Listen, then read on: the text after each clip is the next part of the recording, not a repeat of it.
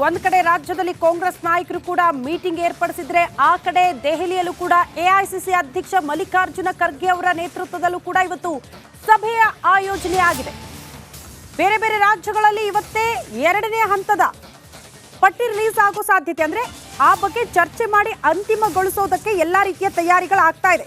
ಕರ್ನಾಟಕ, ರಾಜಸ್ಥಾನ, ಛತ್ತೀಸ್ಗಢ, ಮಧ್ಯಪ್ರದೇಶ, ತಮಿಳುನಾಡು ಮತ್ತು ದೆಹಲಿ ರಾಜ್ಯಗಳ ಬಗ್ಗೆ ಇವತ್ತು ಚರ್ಚೆ ಆಗುತ್ತೆ. ಇಂದಿನ ಎರಡನೇ ಸಭೆಯಲ್ಲಿ 70 ರಿಂದ 80 ಕ್ಷೇತ್ರಗಳ ಹೆಸರುಗಳನ್ನು ಫೈನಲ್ ಮಾಡೋ ಸಾಧ್ಯತೆ ಇದೆ.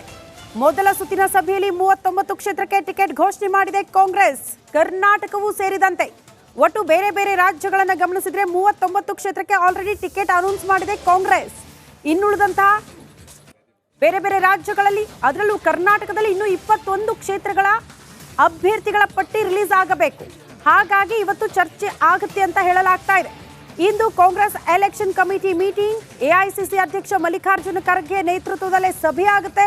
ಕರ್ನಾಟಕ, ರಾಜಸ್ಥಾನ, ಛತ್ತೀಸ್ಗಢ, ಮಧ್ಯಪ್ರದೇಶ ಮತ್ತು ತಮಿಳುನಾಡು, ದೆಹಲಿ ಸೇರಿದಂತೆ ಈ ಎಲ್ಲಾ ಕಡೆ ಕೂಡ 70 ರಿಂದ 80 ಕ್ಷೇತ್ರಗಳ ಅಭ್ಯರ್ಥಿಗಳ ಹೆಸರನ್ನ ಇವತ್ತೇ ಅಂತಿಮಗೊಳಿಸಬಹುದು ಈ ಸಭೆಯಲ್ಲಿ ಅಂತ ಹೇಳಲಾಗ್ತಾ ಇದೆ.